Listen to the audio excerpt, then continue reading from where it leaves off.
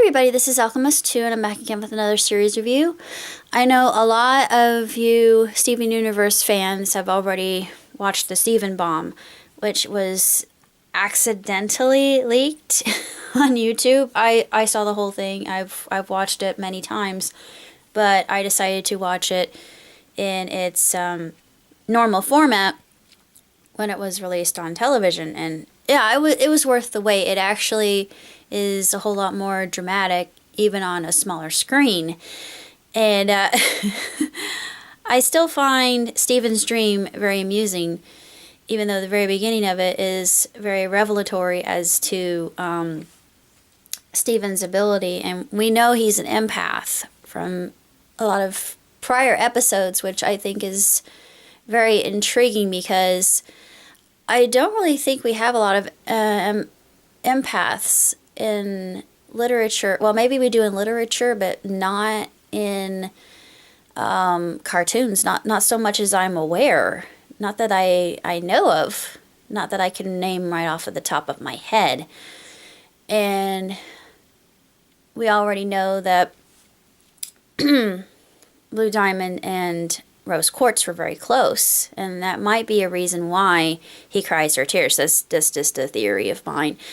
A lot of fans agree with this theory. I still don't know that much about what led to Pink Diamond being shattered by. We all know it was Rose who did it, and my hypothesis on that is she was more like Yellow Diamond in how she saw humans, but of course we're not to that point yet in the series of the zoo and whatnot, so that comes later down the line. It's just a lot of fan theory that's being promulgated out there, which I think is really intriguing. All of it is very fascinating, and I'm wondering which one will be canon. Of course, Greg is taken, and the movie, I realize a lot of people don't talk about the movie that Steven and Greg were actually watching, the one where the aliens were taking the cows, and that was foreshadowing. It was very obvious foreshadowing. And then Adventures in Light Distortion, we get to learn a little bit about astrophysics, which I love. And of course, why wouldn't they have listened to I think I know why he didn't listen to Peridot. Why do I keep telling her Peridot? Sorry, that's the gem side of me. Peridot. Steven says we don't really have time. You know, time is of the essence, and all he wants is to get his father back. And one moment that actually caused me to become a little verklempt was when he said, I just want my dad. Because having lost my dad... Sorry. I know I'll see my dad again. It's a lot easier for somebody to retrieve something they've loved, something they've lost momentarily. Mine is with my mother in heaven, so I have to wait a while.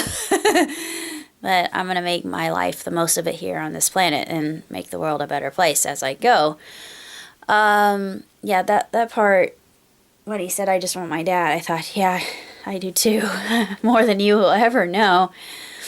And my mom.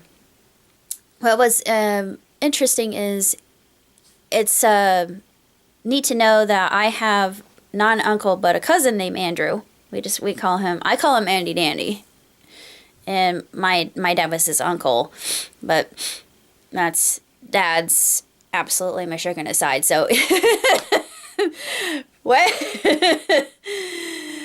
I'm waving the crazy flag. We hoist it proudly. Anyways, second episode was very emotional, and I was looking for my 3D glasses, but I couldn't find them because I really wanted to see that particular moment when he hits the light speed and the G-force affects him so much that he can't escape it, but I think it's through his hybrid ability that he was finally able to break the laws of physics, so to speak, and stop the wandering eye right before they make it to the zoo. And yeah, the whole speech about physics, I'm wondering if anybody out there, a real astrophysicist, could confirm, because I'm just interested, this out of curiosity's sake, because ever since I was young, I've been fascinated by astrophysics. It's something my dad got me into. Yeah, what parent teaches a 10-year-old centrifugal force and centripetal force? Not very many, I don't think.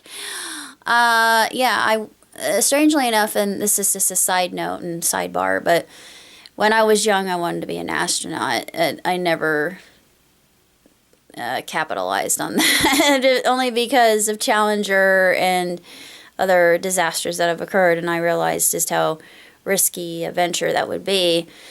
So I decided to stay here on Earth and make the most out of that. I'm getting off track. This was a very emotional episode. I was glad to see it again, and I'm looking forward to seeing the rest of the episodes when they are aired in the format that they should be enjoyed in. And I'm just hoping.